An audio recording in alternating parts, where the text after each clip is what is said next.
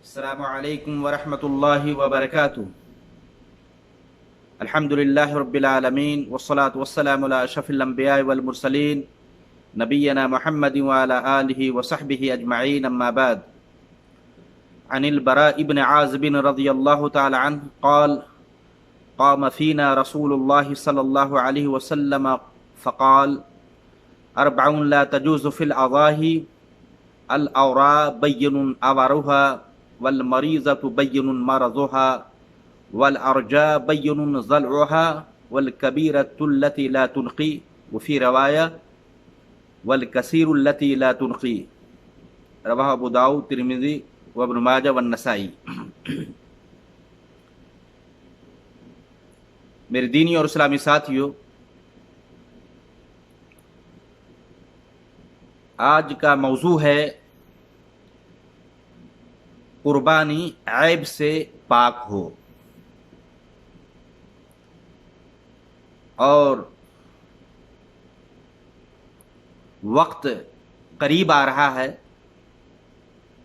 چند ایام باقی رہ گئے ہیں کہ ہم ماہ ذوالحجہ میں داخل ہوں گے، اور بہت سارے بھائی جو اب تک جانور قربانی کے لیے نہیں لیے ہیں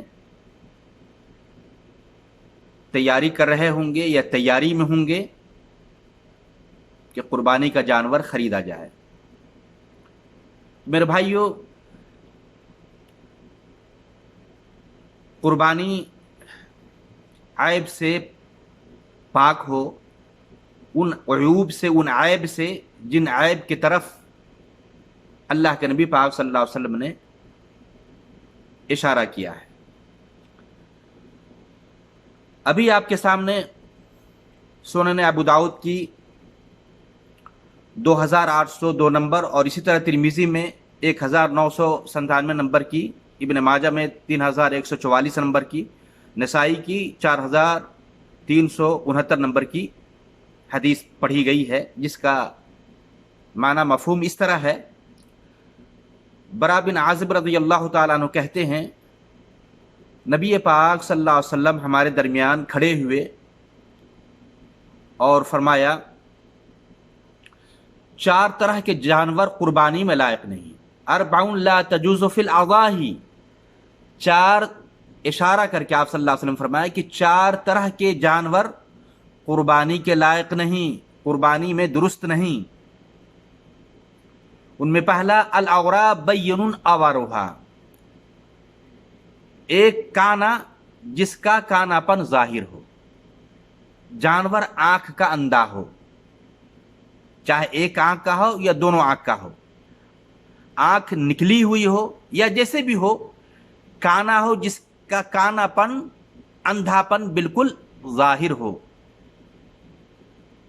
تو اس طرح کی قربانی درست نہیں ہے، اس طرح کا جانور قربانی میں دینا درست نہیں ہے۔ دوسرا عیب جس کی طرف آپ صلی اللہ علیہ وسلم نے اشارہ فرمایا، والمریضۃ بین مرضها، دوسرے بیمار جانور بیمار ہو اور جس کی بیماری بالکل ظاہر ہو، اس قدر بیمار جانور ہو چکا ہو کہ چلنے پھرنے کی بھی قدرت اور چلنے کی بھی طاقت نہ رکھتا ہو، اس طرح کا بیمار جانور قربانی میں دینا درست نہیں ہے۔ تیسرا عیب جس کی طرح آپ صلی اللہ علیہ وسلم نے اشارہ کیا اور بتایا، والارجاء بین ضلعها، تیسرا وہ جانور جو لنگڑا ہو، جس کا لنگڑا پن بالکل واضح ہو، کلیئر ہو،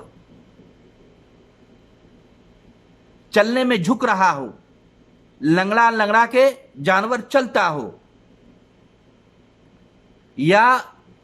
پاؤں ٹوٹا ہوا ہو، تو اس طرح کا عیبدار جانور قربانی میں دینا درست نہیں ہے۔ خریدتے وقت ان باتوں کا خیال رکھا جائے۔ اور چوتھا عیب جس کے طرف آپ صلی اللہ علیہ وسلم نے بتایا والکبیرۃ التی لا تنقی، اور بعض روایت میں ہے والکثیر التی لا تنقی۔ چوتھے، دبلا، بوڑھا، کمزور جانور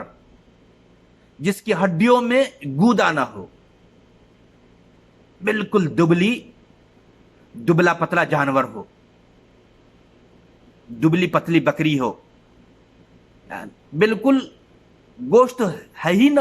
ہو اس کے جسم کے اندر، اس کے بدن میں، تو اس طرح کمزور دبلا جانور کہ گوشت ہے ہی نہ ہو جسم کے اندر، ایسا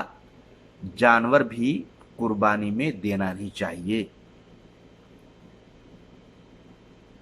تو میرے بھائیوں، ہم اور آپ جب قربانی خریدنے کے لیے جائیں تو ان باتوں کا خاص خیال رکھا جائے۔ اور اسی تعلق سے علامہ ابن باز رحمہ اللہ، سعودی عرب کے بہت بڑے مفتی گزرے ہیں، تو وہ بتاتے ہیں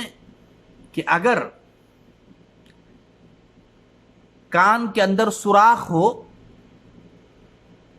یا کان پھٹا ہوا ہو، بیچ کے کان کے بیچ میں وسط میں سوراخ آ جائے یا پھٹ جائے، تو کہتے ہیں اگر اس طرح ہو، تھوڑا سا عیب ہو، تو کوئی حرج کی بات نہیں ہے، لیکن افضل یہی ہے کہ اس عیب سے بھی قربانی پاک ہو۔ ساتھ ہی علامہ ابن باز رحمہ اللہ یہ بھی کہتے ہیں کہ اگر سنگ، قربانی کے جانور کا سنگ اگر کٹا ہوا ہو، تھوڑا ہو، تو کوئی حرج کی بات نہیں ہے، قربانی دے سکتے ہیں، زیادہ کٹا ہوا یا زیادہ ٹوٹا ہوا نہ ہو، لیکن اس عیب سے بھی اگر پاک ہو تو زیادہ افضل اور بہتر ہے۔ اسی طریقے سے علامہ ابن باز رحمہ اللہ یہ بھی کہتے ہیں کہ قربانی کا جانور اگر کان کے کنارے سے اگر کٹا ہوا ہو لیکن زیادہ نہ ہو، تھوڑا اگر کٹا ہوا ہو، تو اس طرح کافی ہے، قربانی میں ہم دے سکتے ہیں، زیادہ کٹا ہوا نہ ہو، لیکن اس عیب سے بھی اگر پاک ہو، کان بالکل سالم ہو، درست ہو، تو یہ زیادہ بہتر ہے، افضل ہے۔ خلاصہ یہ کہ قربانی عیبوں سے پاک ہونا چاہیے۔ قربانی خریدتے وقت ہم ان چیزوں کا دھیان میں رکھیں۔ اللہ سے دعا ہے کہ اللہ تعالی ہم تمام مسلمان بھائیوں کو اللہ کی رضا کے لیے، اللہ کی خوشنودی کے لیے، اللہ کی قربت و نزدیکی حاصل کرنے کے لیے ریا و نمود، شہرت سے پاک قربانی دینے کی ہمیں توفیق عطا فرمائے۔ والسلام علیکم ورحمۃ اللہ وبرکاتہ۔